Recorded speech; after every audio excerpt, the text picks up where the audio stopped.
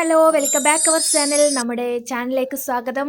വീഡിയോയിലോട്ട് പോകുന്നതിന് മുമ്പ് സബ്സ്ക്രൈബ് ചെയ്യാത്തവരെ ഒന്ന് ചാനൽ സബ്സ്ക്രൈബ് ചെയ്ത് ലൈക്കും ഷെയറും കമൻറ്റും ചെയ്യൂ. ഹലോ, എല്ലാവർക്കും പുതിയൊരു വീഡിയോയിലേക്ക് സ്വാഗതം.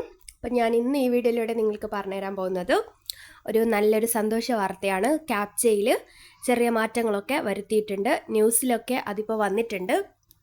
അതെന്തൊക്കെയാണ് വന്ന മാറ്റങ്ങളെന്നാണ് നമ്മൾ ഈ വീഡിയോയിലൂടെ നോക്കാൻ പോകുന്നത്.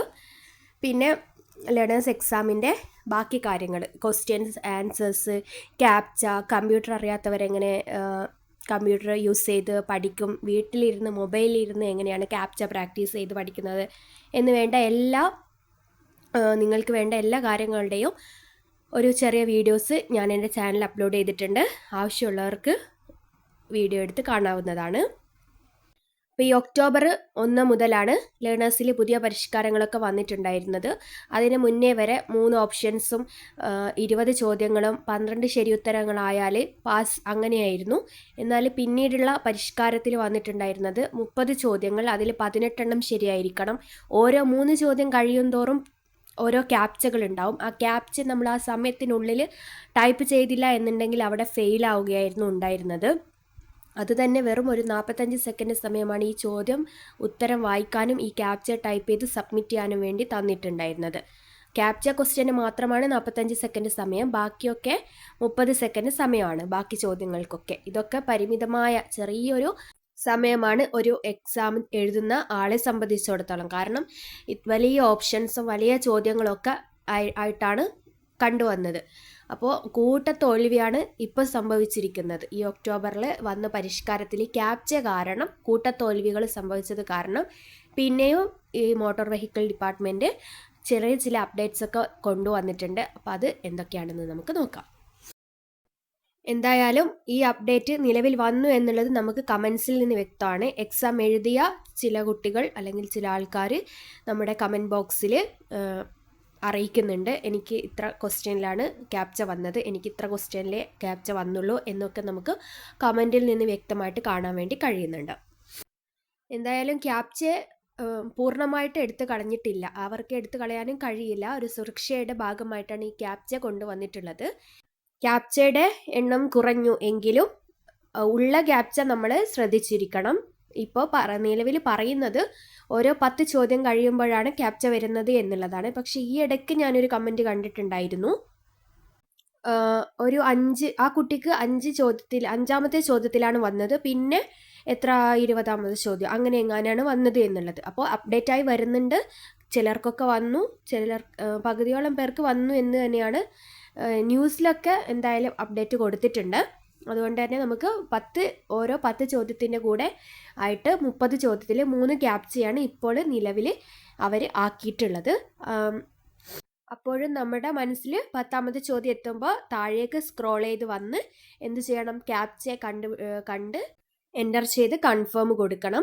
പിന്നെ വലിയ ഓപ്ഷൻസും വലിയ ചോദ്യങ്ങളൊക്കെ ആകുമ്പോൾ ഈ കമ്പ്യൂട്ടർ സ്ക്രീന് മൊത്തം ഈ ഒരു ചോദ്യവും ഉത്തരങ്ങളും ആയിരിക്കും. അപ്പോൾ നമുക്ക് ക്യാപ്ച കാണാൻ ബുദ്ധിമുട്ടാണ്. അതുകൊണ്ടാണ് താഴേക്ക് സ്ക്രോൾ ചെയ്തിട്ട് നോക്കണമെന്ന് പറയുന്നത് ആ പേജിന്. ഇങ്ങനെയായിരുന്നു ആദ്യത്തെ ലേണേഴ്സ് എക്സാം. 3 ക്വസ്റ്റ്യന് ആദ്യത്തെ 2 ക്വസ്റ്റ്യൻസിന് 30 സെക്കൻഡ്സ്, മൂന്നാമത്തെ ക്വസ്റ്റ്യൻ ക്യാപ്ച ക്വസ്റ്റ്യനാണ്, അതിന് 45 സെക്കൻഡ് ആയിരുന്നു. ആ മൂന്നാമത്തെ ക്വസ്റ്റ്യൻ്റെ താഴേക്ക് സ്ക്രോൾ ചെയ്ത് വന്നാൽ ക്യാപ്ച കാണാം. ഈ ചോദ്യത്തിൻ്റെ കൂടെ തന്നെയാണ് കേട്ടോ, മൂന്നാമത്തെ ചോദ്യത്തിൻ്റെ കൂടെ തന്നെയാണ് ക്യാപ്ച. ആ ക്യാപ്ച എൻ്റർ ചെയ്ത് കൺഫേം കൊടുത്താൽ മാത്രമേ 4ാമത്തെ ചോദ്യം നമ്മൾക്ക് സ്ക്രീനിൽ വരികയുള്ളൂ. അഥവാ ഈ ചോദ്യം നിങ്ങളുടേത് ശരിയായെങ്കിലും ക്യാപ്ച ഇവിടെ തെറ്റിപ്പോയാൽ അല്ലെങ്കിൽ ആ സമയത്തിനുള്ളിൽ നിങ്ങൾക്ക് ക്യാപ്ച എടുക്കാൻ കഴിഞ്ഞില്ല എന്നുണ്ടെങ്കിൽ അവിടെ ആ എക്സാം ഫെയിൽ ആവുകയായിരുന്നു. ഇതിപ്പോൾ ഞാൻ വീണ്ടും എടുത്ത് പറയാൻ കാരണം ഒരുപാട് കൂട്ടുകാർ പഴയ വീഡിയോസ് കണ്ടിട്ട് സംശയങ്ങൾ ചോദിക്കുന്നുണ്ട്. ഇങ്ങനെ തന്നെയാണ് ഇപ്പോഴും അപ്ഡേറ്റ് ഒന്നും ആയിട്ട് എന്താണ് എന്നൊക്കെ ഉള്ള അവർക്ക് സംശയമാണ്. അതുകൊണ്ടാണ് ഞാൻ വീണ്ടും ആവർത്തിച്ച് പറയുന്നത്. എന്തായാലും ഇപ്പോൾ എക്സാം എഴുതുന്നവർ കുറച്ച് രക്ഷപ്പെട്ടു എന്ന് തന്നെ പറയാം. ഒക്ടോബർ 1 ആഴ്ചകളിലൊക്കെ ഭയങ്കര ബുദ്ധിമുട്ടായിരുന്നു. സിസ്റ്റം എററും നെറ്റ്വർക്ക് പ്രോബ്ലംസൊക്കെ ആയിട്ട് ഭയങ്കരമായിട്ട് എല്ലാവരും കുടുങ്ങിപ്പോയിട്ടുണ്ടായിരുന്നു. ഇപ്പോൾ ഇതാ 1 മുതൽ 9 വരെ, പിന്നെ 10ാമത്തെ ചോദ്യത്തിലാണ് ഇങ്ങനെയാണ് ക്യാപ്ച വരുന്നത്. പിന്നെ ആ 10 ചോദ്യം കഴിഞ്ഞാൽ പിന്നെ വരുന്നത് 1 മുതൽ 10ാമത്തെ ചോദ്യം കഴിഞ്ഞ് 20ാമത്തെ ചോദ്യം കഴിഞ്ഞിട്ട് ആ ക്വസ്റ്റ്യൻ്റെ താഴെയായിട്ടാണ് പിന്നീട് ക്യാപ്ച വരുന്നത്. പിന്നെ 20 ചോദ്യം കഴിഞ്ഞ് 21 മുതൽ 30ാമത്തെ ചോദ്യം എത്തുമ്പോഴാണ് മൂന്നാമത്തെ ക്യാപ്ചയും വരുന്നത്. ഇങ്ങനെ 1 മുതൽ 18 വരെയുള്ള ചോദ്യങ്ങളിൽ മൊത്തം ശരിയാക്കിയാൽ എല്ലാ ആൻസർ കൊടുത്തു കഴിഞ്ഞാൽ നിങ്ങൾക്ക് 10ാമത്തെ ചോദ്യത്തിൻ്റെ ക്യാപ്ച മാത്രമേ അറ്റൻഡ് ചെയ്യേണ്ടതായിട്ട് വരികയുള്ളൂ. അതായത് 18 ചോദ്യം വരെ നിങ്ങൾ ആൻസർ ശരിയാക്കിയാൽ അവിടെ പാസ്സായല്ലോ. പിന്നെ 20ാമത്തെ ചോദ്യം നിങ്ങൾക്ക് അറ്റൻഡ് ചെയ്യേണ്ട ആവശ്യമില്ല, അതിൻ്റെ ക്യാപ്ചയും അറ്റൻഡ് ചെയ്യേണ്ട ആവശ്യമില്ല. അപ്പം നിങ്ങൾക്ക് ഒരു ക്യാപ്ച മാത്രമേ അറ്റൻഡ് ചെയ്യേണ്ടി വരുന്നുള്ളൂ.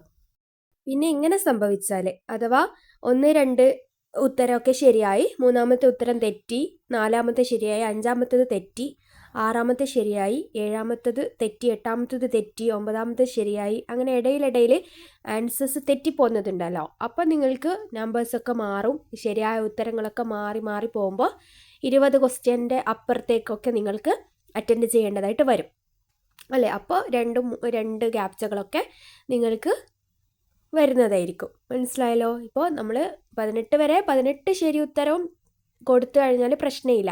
അതിൻ്റെ ഇടയിൽ എന്തെങ്കിലും തെറ്റിപ്പോയാൽ അടുത്ത ക്വസ്റ്റ്യൻ വന്ന് മുന്നോട്ട് പോകുമല്ലോ. അപ്പോൾ 20ഒക്കെ കഴിഞ്ഞ് 22ാമത്തെ ചോദ്യത്തിലായിരിക്കാം ചിലപ്പോൾ നിങ്ങൾക്ക് 18 മാർക്ക് കിട്ടുന്നത്. അപ്പോൾ 22ാമത്തെ ചോദ്യം ആകുമ്പോഴേക്കും നിങ്ങൾക്ക് 2 ക്യാപ്ച അറ്റൻഡ് ചെയ്യേണ്ടതായിട്ട് വരും. അതുകൊണ്ട് മാക്സിമം 18 തന്നെ നിങ്ങൾ എല്ലാ ഉത്തരം അറിയുന്ന ആൻസേഴ്സ് പെട്ടെന്ന് തന്നെ അറ്റൻഡ് ചെയ്ത് കൺഫേം സബ്മിറ്റ് കൊടുക്കാൻ വേണ്ടി ശ്രദ്ധിക്കുക. ഇപ്പോൾ വന്ന അപ്ഡേറ്റ് പ്രകാരം ഇങ്ങനെയാണ്. ഫസ്റ്റ് 10 ക്വസ്റ്റ്യൻ്റെ കൂടെ നമ്മൾ 4 ഓപ്ഷൻസ് വരുന്നു. അതിൽ കറക്റ്റ് ആൻസർ ചൂസ് ചെയ്യുന്നു. പിന്നെ മൗസ് കൊണ്ട് താഴേക്ക് സ്ക്രോൾ ചെയ്ത് അവിടെ ക്യാപ്ച കാണുന്നു, ക്യാപ്ച എൻ്റർ ചെയ്ത് കൊടുക്കുന്നു, കൺഫേം കൊടുക്കുന്നു, സബ്മിറ്റ് കൊടുക്കുന്നു. നെക്സ്റ്റ് ക്വസ്റ്റ്യനിലോട്ട് പോകുന്നു. ആദ്യത്തെ ക്യാപ്ച അവിടെ വന്നു. നെക്സ്റ്റ് നമ്മുടെ ക്യാപ്ച വരിക എന്ന് പറയുന്നത് 20ാമത്തെ ചോദ്യത്തിലാണ്. 20ാമത്തെ ചോദ്യം ഇതുപോലെ തന്നെ 4 ഓപ്ഷൻസിൻ്റെ ചോദ്യത്തിൻ്റെ കറക്റ്റ് ആൻസർ നിങ്ങൾ ചൂസ് ചെയ്യുക. അതിനുശേഷം താഴോട്ട് സ്ക്രോൾ ചെയ്ത് ക്യാപ്ച കാണാം, ക്യാപ്ച അതുപോലെ തന്നെ ആ കോളത്തിൽ എൻ്റർ ചെയ്ത് കൺഫേം ഓർ സബ്മിറ്റ് കൊടുക്കുക. നെക്സ്റ്റ് ചോദ്യത്തിലേക്ക് പോകും. ഇതിനിടയിൽ നിങ്ങൾക്ക് 18ാമത്തെ ചോദ്യത്തിൽ 18 ആൻസറും ശരിയായി എന്നാണെങ്കിൽ നിങ്ങൾക്ക് 20ാമത്തേൽ പോകേണ്ട ആവശ്യം വരുന്നില്ല. ഒരിക്കൽ കൂടി ഞാൻ പറയട്ടെ, എൻ്റെ ചാനലിൽ ഞാൻ നിങ്ങൾക്ക് ആവശ്യമായിട്ടുള്ള എല്ലാ ക്വസ്റ്റ്യൻ ആൻസേഴ്സും പിന്നെ ക്യാപ്ചയെ പറ്റിയുള്ള കാര്യങ്ങളും കമ്പ്യൂട്ടർ ബേസിക്സും എല്ലാം വീഡിയോ അപ്ലോഡ് ചെയ്തിട്ടുണ്ട്. പിന്നെ ഇനി എക്സാം എഴുതുന്നവരും അല്ലെങ്കിൽ ലേണേഴ്സ് എക്സാം എഴുതാൻ പോകുന്നവരും ഒക്കെ എല്ലാവരും 100% വിജയം ആശംസിക്കുന്നു. നിങ്ങൾക്ക് ഈ വീഡിയോ ഇഷ്ടമായിട്ടുണ്ടെങ്കിൽ പ്ലീസ് ഒന്ന് ലൈക്ക് ചെയ്യുക. നിങ്ങളുടെ വിലയേറിയ അഭിപ്രായങ്ങൾ ഒന്ന് കമൻറ്റ് ചെയ്യുക. പിന്നെ സബ്സ്ക്രൈബ് ചെയ്യാത്ത കൂട്ടുകാരുണ്ടെങ്കിൽ ഒന്ന് സബ്സ്ക്രൈബും കൂടി ചെയ്യുക. Thanks for watching.